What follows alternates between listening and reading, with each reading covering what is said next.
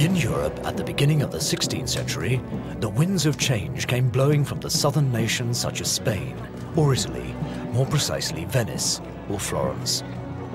They brought radical changes in the arts, the sciences, and a new outlook to eating habits. The Renaissance swept away age-old beliefs. The New World, America, was now within reach of the caravels, small three-masted Spanish and Portuguese sailing ships, while the rest of Europe erupted into religious conflicts between Protestants and Catholics, even at the table.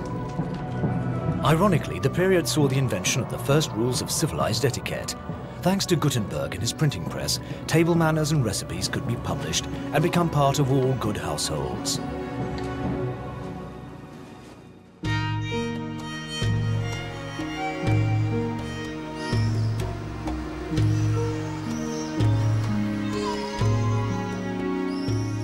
The banks of the Loire River and the elegant chateaux that dominate the riverfront. We can imagine times past with François I, King of France, offering Clos Lucé, his manor house, as a welcoming present to Leonardo da Vinci. The residence was just a stone's throw from the king's palatial Château d'Amboise. It is a beautiful end to an afternoon in the year 1517. Leonardo would be enjoying these conditions to discuss new projects with Pacello, the landscape designer. Leonardo wanted to continue the gardens of Clos Lucé to the royal gardens of Amboise Château, thus maintaining close ties with his friend and patron. Leonardo knows his days are counted. He quickly draws a plan. He has just finished a new Codex of Anatomy. He will present it the next day to monks from Milan who are still baffled by the enigmatic painting of the Last Supper.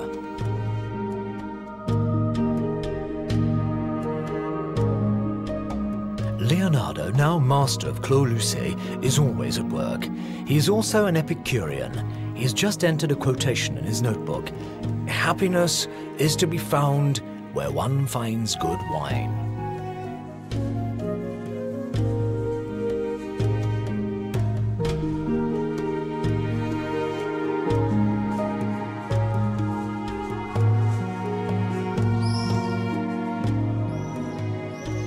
A master of charm, Leonardo lauds the soft, velvety wines of the Loire region. He promises a compatriot, his guest to dinner this evening, that the meal will be refined with good wine, together with pleasant company.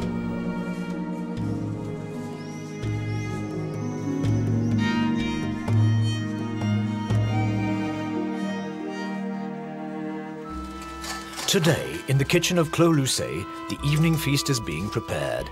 Master Chef Sauzin, a revered specialist of historical recipes of France, in particular haute cuisine from the Navarre region, oversees the lighting of the fire in the large chimney, as was done when King François I came to dine in private with Da Vinci.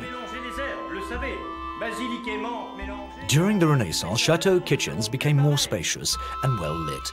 Chimneys were also rebuilt and enlarged for cooking purposes, and new techniques of simmering dishes.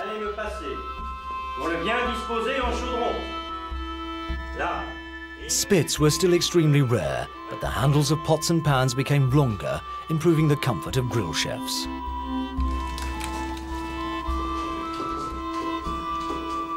Cooking methods used in the Middle Ages are still employed. We still crush various spices to add to our preparation. Fowl, whether wild or farm-produced, is still considered a noble dish. There had been no real revolution in taste. Sweet and salted dishes were still present at Renaissance tables. But as from the beginning of the 16th century, the art of presenting dishes, of preparing new delicacies, and a code of table manners entered a new era of innovation.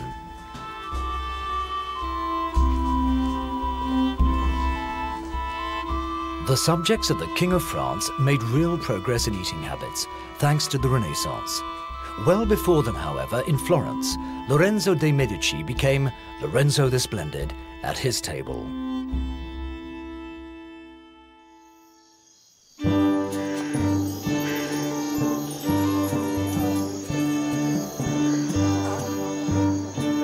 In opulent northern Italy, elegance and refinement crowned repasts some 60 years before the rest of Europe caught on. It all started in Florence, Leonardo's home city.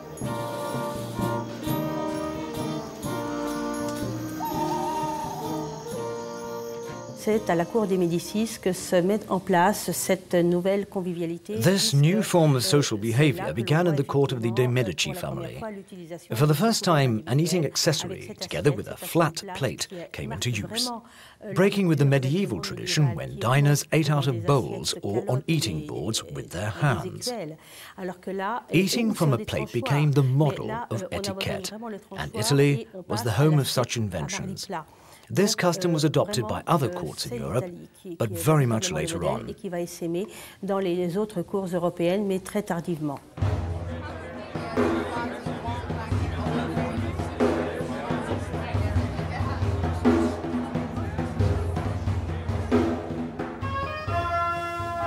Eating bowls were cast aside, and civilized eating habits took over.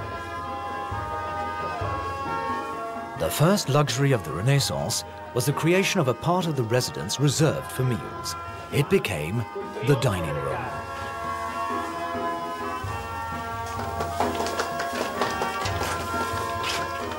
Prepared by servants, the dining table became a spectacle where diners closely observed the master of ceremonies, the cook.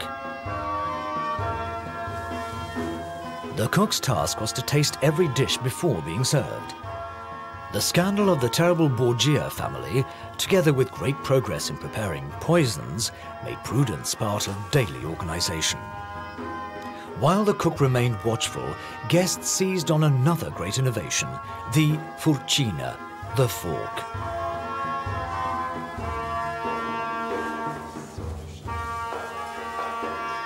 The fork, with its 2 points, made the eating process more elegant and, in theory, healthier. The advent of the fork is a mystery. It may have originated from the Middle East or Catalonia in Spain. Historians are still debating on this subject fervently, but one thing is sure, the Florentines democratized the habit. The only proof we have to date is from a painting by Botticelli, commissioned by Lorenzo de' Medici. We can see that each guest is holding a furcina, a 2-pronged fork. The fork is truly an invention of the 15th century. It inspired the development of table etiquette of the Renaissance. Further north in Europe, and a little later in time towards 1540, an acclaimed author spends his days in moribund humour in La Divinière, his country house. François Rabelais, the great French author, dines scantily, no doubt using a fork, but alone. He is the author of Gargantua. Rabelais has yet again become the subject of controversy at the Sorbonne University in Paris with farcical literary style and a deep concern for humanism. Laughter is the spice of man, writes Rabelais, but the author doesn't have the heart to laugh. An ill wind blows across Europe, that of religious intolerance.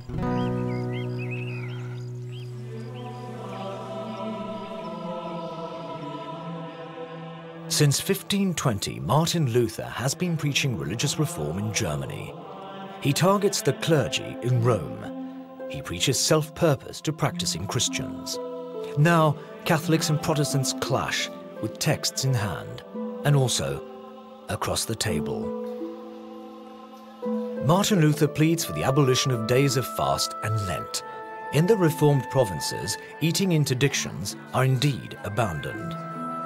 Eat, drink, and dress as you fit, wrote Luther. God is only concerned by how you observe his wishes, and not by the way you eat and dress.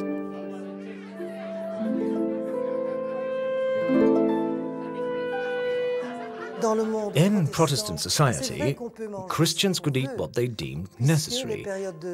Days of fast were suppressed. People could eat meat all year long, but only for nourishment. Wine was permitted on condition that one did not drink to excess, for one's pleasure. In fact, a definite excess of pleasure was targeted, whereas Catholic ethics limited restriction of eating pleasures to days of fast.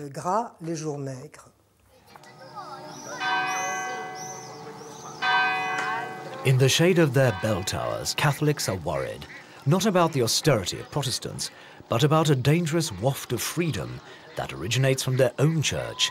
Good Catholics can now eat cheeses during days of fast. We refer to a buttered-up Europe of the 15th century.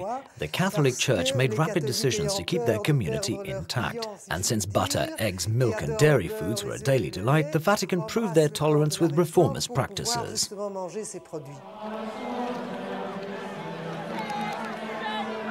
Alas, religious issues overran the question of eating habits.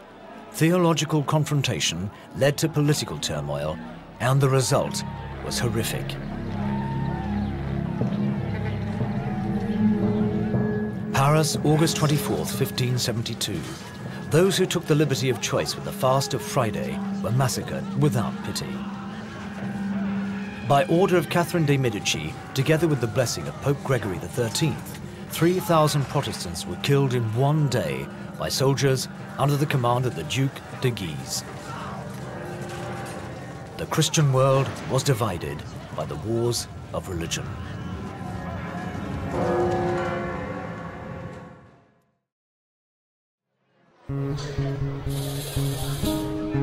They would considerably modify the political scene in Europe and, as a consequence, dining table mores. In the Europe of religious reform, treaties concerning liberalism with meat consumption proliferate. However, butchers sell less and less of their produce. Pleasure and meat consumption are no longer compatible. Another effect, fish, is no longer the obligatory food for days of fast. Fishing and fishmonger activities drop. So many Christians no longer needed to observe penitence. People still needed nourishment though, and varieties of fruits and vegetables are seen on tables. Carrots, turnips, cauliflowers, peas, cabbage, salads, parsnips, onions make up the new food palette in reformed but rather frugal Europe.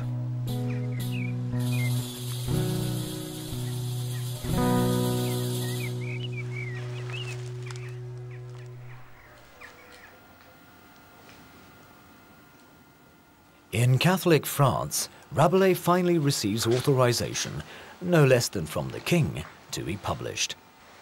Rabelais' characters are grotesque geniuses of greed. There isn't a well-mannered gourmet to be found. In real life, there were many gourmets, however. They frequented libraries, searching for precious recipes in the very first cookbooks in history.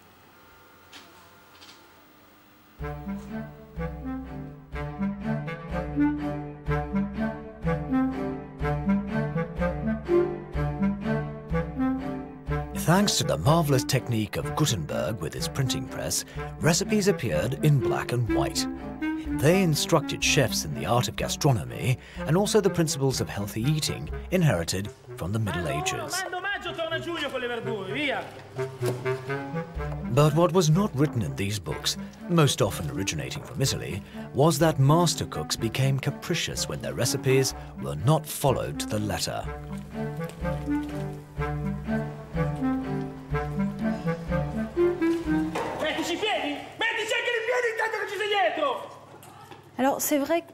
In the first half of the Renaissance, most cookbooks were published in Italy, especially Honest Voluptuousness, one of the first to come off the printing press. This book was originally written in Latin by Plotinus. It was in fact a guide to a healthy diet and in the principles of cooking. Recipes from this book spread across Europe, but in fact they were not Italian Renaissance recipes, they were the work of Master Martino, a Catalonian chef. Qui est un cuisinier catalan.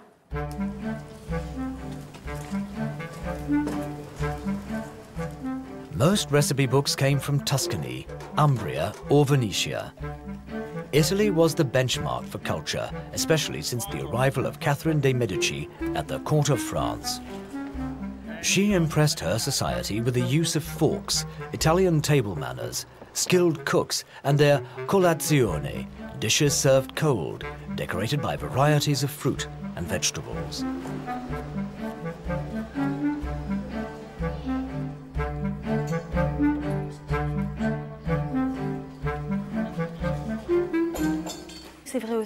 Sixteenth century Italian cookery books contain many recipes for vegetable dishes. The extent of the use of vegetables was unique to Italian chefs. In no other books can we find the equivalent. This taste for vegetables increased throughout the Renaissance, and Italy was systematically the source of inspiration.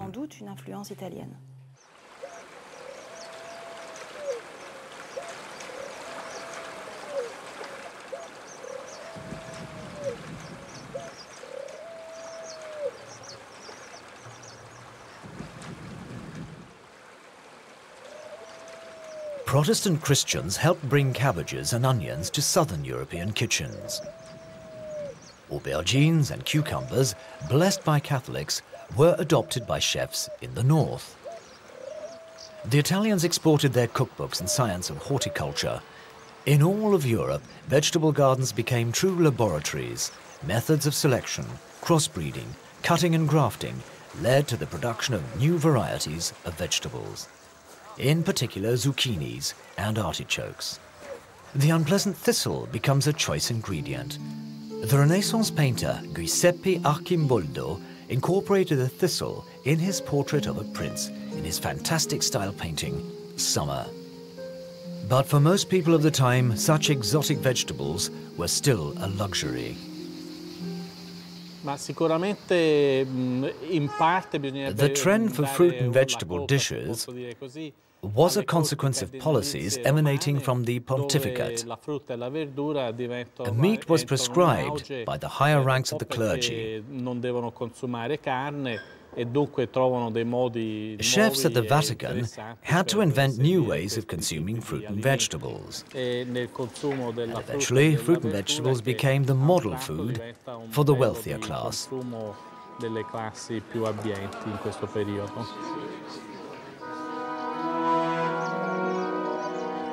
Such innovations remained accessible to the general public.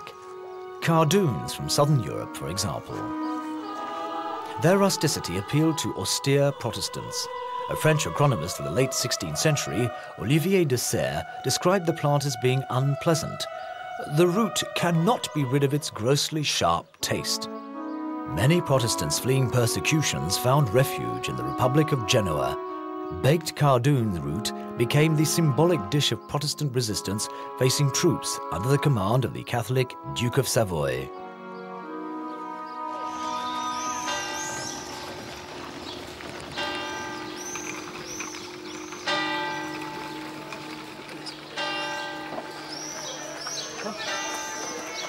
In 1535, Puy-en-Velay, France.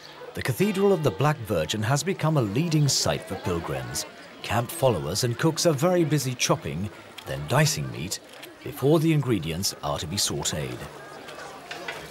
King Francois I is expected in person, followed by his sumptuous suite. The monarch has become a gourmet. Honoring him will not be easy. He is known to be fond of a new delicacy that has crossed the Alps, pasta.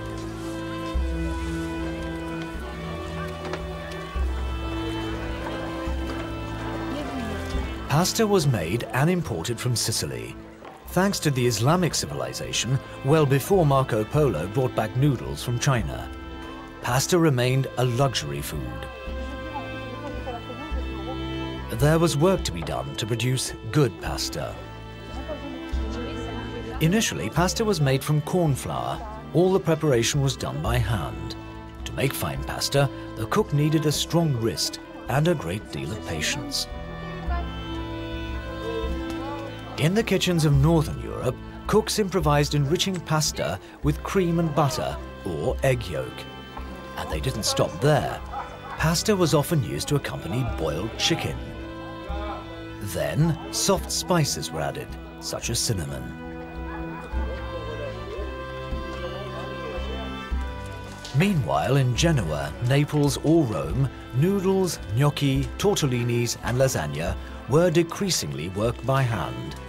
The invention of mechanical presses allowed manufacturers of pasta to replace the dominance of bakers and to market pasta in great quantities.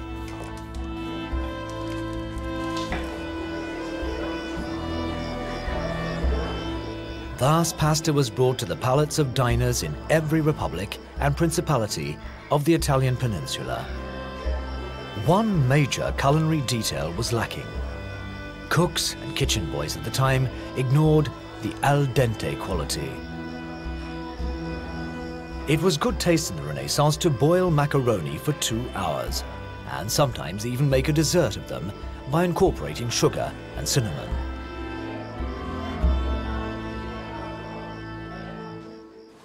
The Renaissance witnessed great discoveries, such as America by Christopher Columbus. He dreamed of finding a new world and also fantastic spices. However, his successors became thirsty for gold.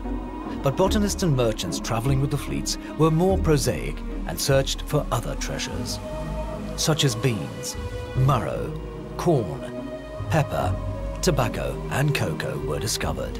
Strangely enough, tomatoes and potatoes were scorned. Europeans would turn their noses up at these newcomers for almost 2 centuries.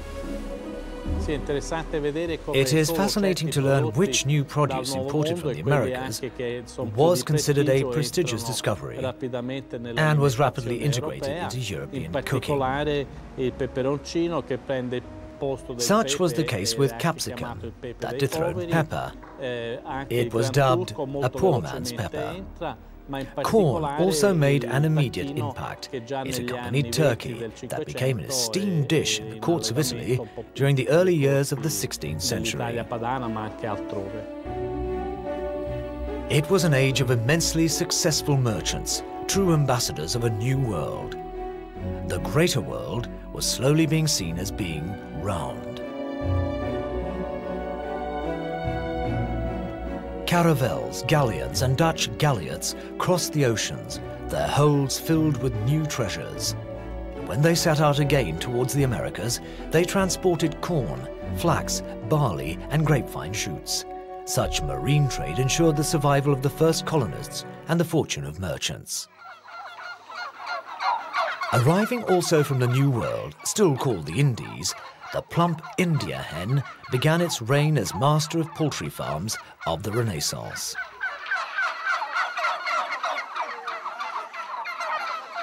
It adapted wondrously to the farms and fields of Europe. It was fattened with corn from the first plantations in the old continent.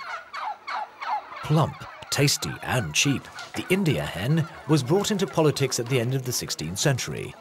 In France, Henry IV and his good minister Sully issued a decree that their subjects should have the right to eat boiled fowl each Sunday.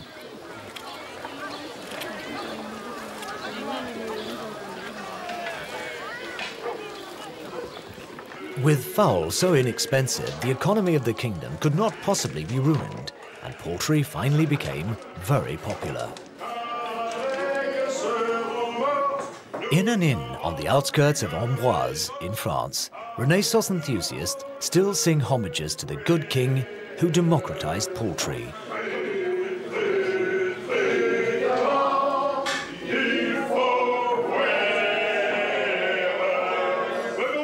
However, Henry IV was scorned by his wealthier subjects.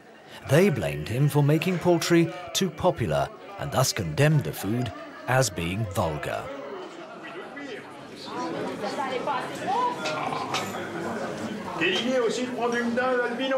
No matter, for peasants and the emerging middle class, Henri's Prime Minister Sully managed internal affairs well and made it possible to install a strong Sunday eating tradition. Protestants and Catholics could sit at the table together. Whether boiled, roasted on a spit, the India hen, later to take the name of turkey, remained the most wonderful gift the New World has to offer the Old World, as claimed by the famous gastronomist Brillat-Savarin 3 centuries later.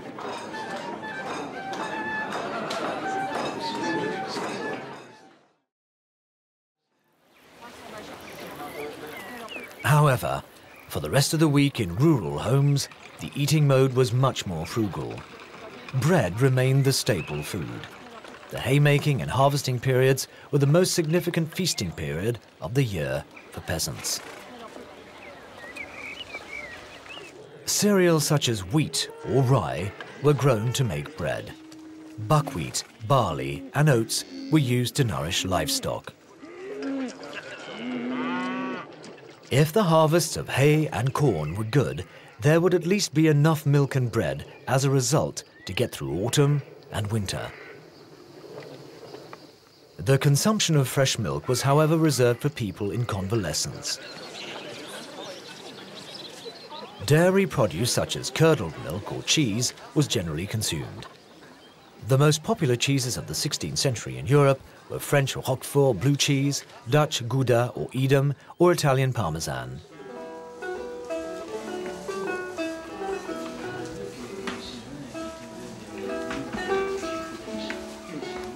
We return to Clos Lucé, where the melody of lutes accompanies the call to dinner. Humble peasants could not possibly imagine the array of luxury dishes on this table. The Tuscan master of the house likes to impress. He is very sensitive to culinary tendencies. Today, he has requested an olla podrida.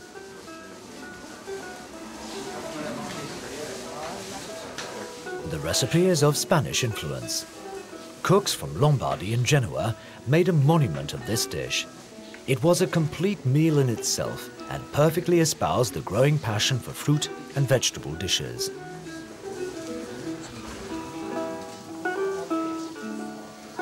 In the Renaissance, table etiquette was very sophisticated.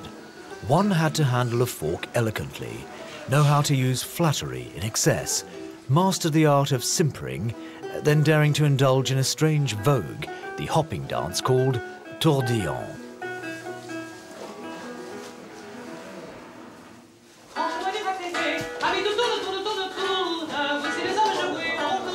Another manner of dazzling guests was to serve succulent desserts. We can imagine Leonardo making fun of the French, who were a little rustic when it came to the art of serving fruits poached in mature Touraine wine, served in a plate lined with sugar. Sugarloaf was sold by apothecaries in the previous century and was rare, expensive, and even sold for cures. Now they were centerpieces, trophies for banquets during the Renaissance. They symbolized good taste in culinary matters.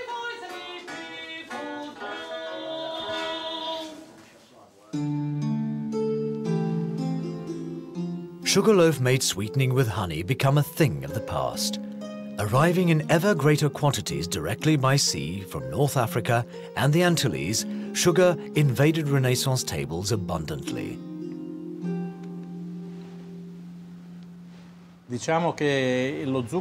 We are sure that sugar was greatly used during the Renaissance. We have many references indicating extensive use of sugar in English and Italian society. In France, however, cooking was still dominated by an acid taste. The French converted to sugar later. Renaissance recipes abound with recipes including sugar. About 60% of recipes, in fact. Besides its use as an ingredient, sugar was also extensively used to decorate dishes. Tables were decorated with statues made out of sugar. In Florence, Piero Tacca was a renowned sculptor of such works. Mechanical presses were used to make these statues. Artisans opened shops to restore the statues for future banquets.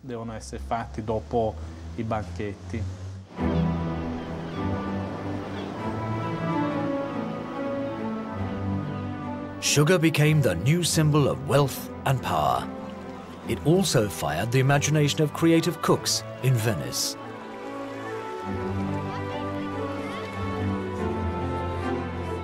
Foscari Palace, Venice, an evening in 1574.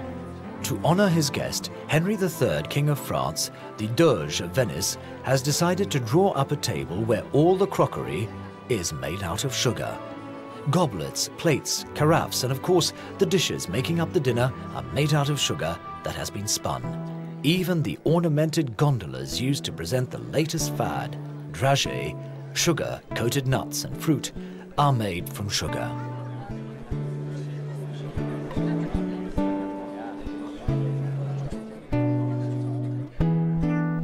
The powerful Republic of Venice favors the fine arts, especially table art. The Mannerist painter, Veronese, knew how to seize the moment for eternity. His work, hung in the Louvre Museum, attracts strange admirers.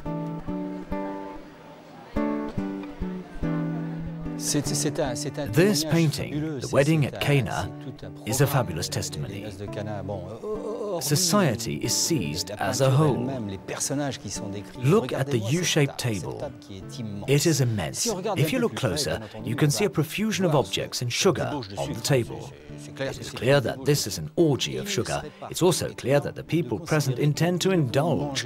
I interpret the scene as if the diners were just whetting their appetite with the delicacies. Abounding in jams, candied fruit, dragées, Renaissance tables were reveries of sweetness. There were often a lack of table glasses. Sharing of drinking glasses was admitted, but not delicacies. Veronese is represented as a musician in the foreground dressed in white. He is concentrating on music, as if to say, one does not jest with the desire for sugar. If you look a little more closely, you can see at the edge of the table a small box, which is probably made of wood. Inside there is a cotignac, a confection made of quinces, then covered in sugar. You had a sweet confection that was sweetened again. You really had to like sugar to eat such concoctions. Since it was the fashion, there was no problem.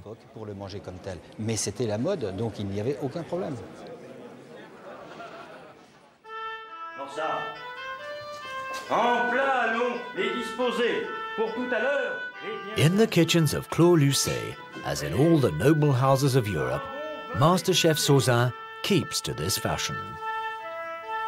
This evening, as a follow-up to his famous pears and syrup, he prepares other sweetened delights, such as his green prune tart, accompanied by his famous cotignac, the confection of quinces that only he knows how to prepare.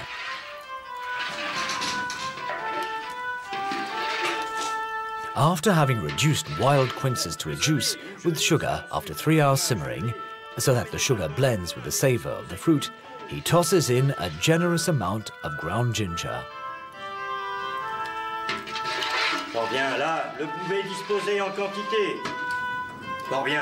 Once the juice cools, it will be transferred to a small pinewood box prior to serving.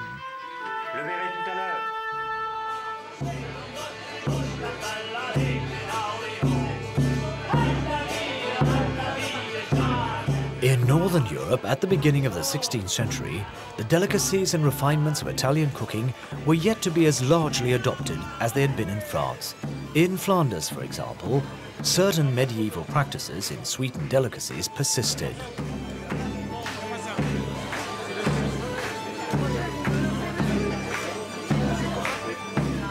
No forks were used, no plates either. People ate with their fingers, but of the right hand, and an eating board. The great humanist Erasmus lived in this old house in Anderlecht. The small details of Renaissance delights have been conserved.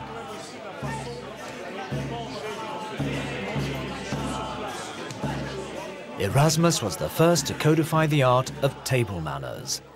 In his writing on the education of children, he carefully observed how children behaved at the table, and he noted, shifting their body on a chair or balancing from one buttock to the other is clearly the attitude of someone who wishes to release wind, or who is at least making an effort to. In a more didactic way, he also clarified rules of propriety. Posing an elbow or both on the table is excusable only for an old man or a sick man. Licking any sugar at the bottom of a plate is to act like a cat, not as a human being. This major figure of Christian humanism left nothing to random. Erasmus brings to his time the courtesy. He wants that boys have manners, because before they were in Middle Ages, they were just at time, they were eating with their hands, they were running around, they were often not washing their hands. Very important for Erasmus is to wash their hands, to clean their nails, because he wanted a very pure heart to eat, but also a very pure, physically pure hands, etc. He had a very weak stomach, which makes that he had to be very careful what he was eating and what he was touching and what he was drinking and so on. And so it was really something which goes together with his health. For example, he travels a lot around Europe and he has a lot of critics on the very dirty rooms where he has to sleep, the beds which are not clean. And he wanted that little boys did it different with his little book. This book of precepts was written at the end of Erasmus' life. It is filled with principles of precautions, those of a person whose health is fragile and who's suffering from dysentery. Despite his sufferings, Erasmus can still joke about his Lutheran stomach, and his Christian spirit. Among his codes on behavior are to be found a philosophy of food. For Erasmus, the table is a place to purify, yes, certainly. Not only the heart, but everything, the ideas, the heart. So Erasmus had pleasure at the table already in the fact that he was around the table with friends. That was very, very important for him. And he has written about it. He has written in his colloquies, those small dialogues, that he wanted friends around him. He had to discuss with them, do some philosophy, and then between the large dialogues they could eat a little bit. Fresh things coming out from the garden. For example, in one of his dialogues, the godly feast, there we have the two words very important for Erasmus. You have the feast because you are eating with friends, but you have also the godly. This means he's very religious, and as I told before, he wanted to be clean. Not only the hands had to be clean, but also the heart. So you had to be really a very pure person by the education. In Northern Europe, the Reform had many followers, despite an ascetic doctrine. In Southern Europe, such rigours and level-headedness around the table were mocked. In his Opera dell'arte del cucinare, the very first art of cooking study edited in Europe, Bartolomeo Scappi remained faithful to the precepts of his master, the pitiless Pope Pius V.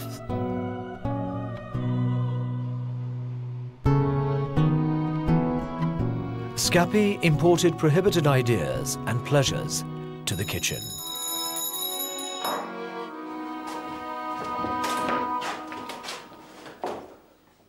Scappi is quite a well-known figure. He was also a writer. His book of kitchen rules became famous, and he was claimed to be one of the great cooks of the Renaissance. But I have to say there was another very significant cook at the time of the Renaissance.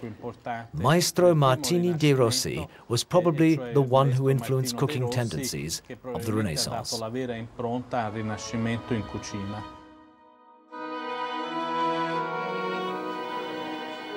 Unlike Maestro de' Rossi, Scappi was the first to plan feasting on a large scale and to exceed the borders of the imagination. He wrote about his preparations, French style, German style, or Spanish style. He even wrote details of Moorish dish with semolina as a base. It was called couscous. The work of Scappi was also adorned by superb engravings. He reviewed every innovation in kitchen utensils, deeming them essential tools to preserving the prestige of cooks.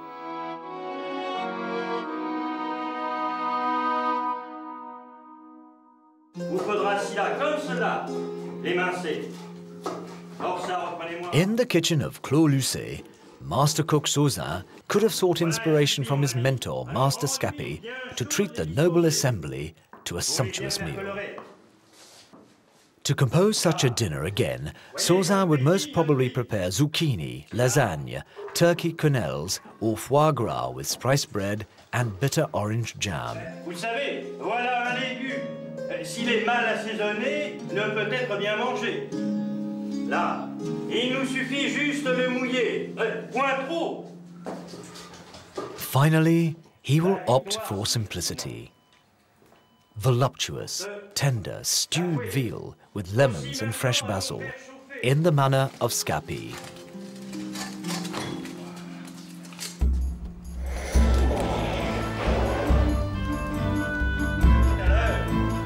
Le citron, là, sans pépins, je vous prie. After having finely sliced the veal cutlets, the assistant cooks finally chop a bouquet of basil. Sauzin will sauté the cutlets in olive oil in a frying pan. Maintenant que notre poêle est bien chaude, apportez-nous les morceaux de viande. Que l'on fasse revenir cela en bonne huile d'olive. Once the veal turns white, Sauzin will deglaze the cutlets with the juice of 4 lemons, without drowning the dish, and douse it with a medium-sweet claret from the Loire region. Posez largement le basilic dessus. Fort bien. Allez, couvrez. À s'enloyer. At the end of the simmering phase, Sauzin pours a generous pinch of sugar to accentuate the taste. Now, just prior to the moment when the basil exhales its aroma, it is time to add a mixture of ground cloves, ginger and pepper.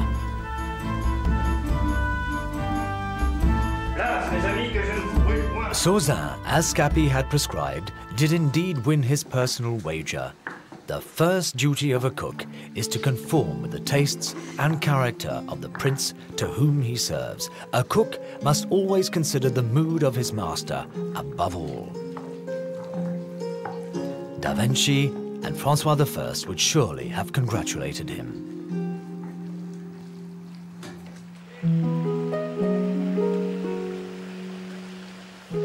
Renaissance culinary delights orchestrated by Scapi were always appreciated in Italy, in particular in Alberetta. This small paradise of a town dominating the plain of Po now boasts Signore Gualtierio Marchesi as master chef.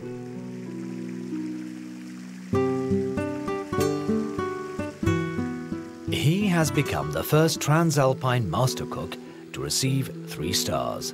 He draws his inspiration from the print press, the arts, and very often from historical anecdotes.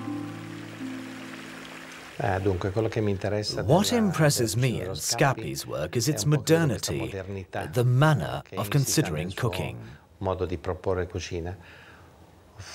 Like him, I have a natural passion for good produce. I find it necessary to optimize the quality and taste of good produce when expressing myself through my cooking. I share Scapi's idea in the art of cooking. Separate the elements making up a dish to enhance the appreciation of the food being eaten. A good fillet, a piece of meat, fish cooked to perfection is the way of honoring their value. Then you must accompany these foods with contrasting elements so that they stimulate taste and savor. Formidable Scapi. In Alberetta, the legacy of the august ancestor of haute cuisine lives on, as can be seen by the menus. Take his foie gras, for example. Scapi resuscitated the method from antiquity. It had been forgotten during the Middle Ages. But Marchesi has reinvented the recipe. He has combined the process with a recipe for quail from the Pope's kitchens at the time of the Renaissance. Foie gras with quail in sublime procession of figs, sliced prime zucchini and mustard. The association between quail and fruit puree with mustard, typical of the Renaissance period, produced a sweet and tangy savor. The contrast between the silky, fatty savor of foie gras and truffle and subtle bite of mustard tops all savors for refinement.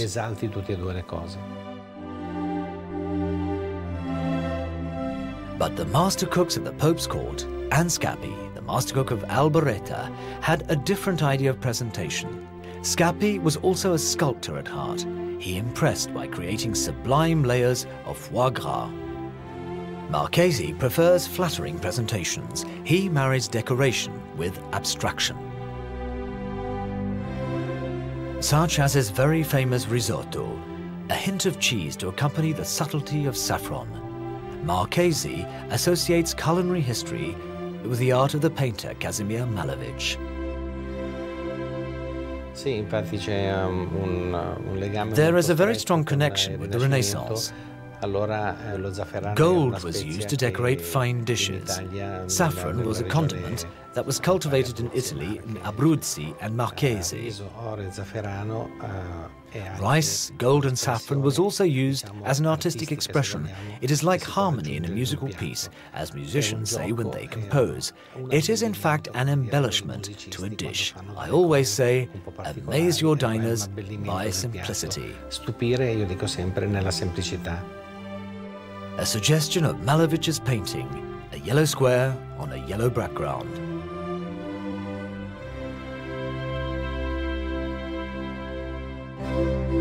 In the 17th and 18th centuries, the tables of Europe would forget the greedy characters of Rabelais, the modernization of Erasmus, or the organized genius of Scappi.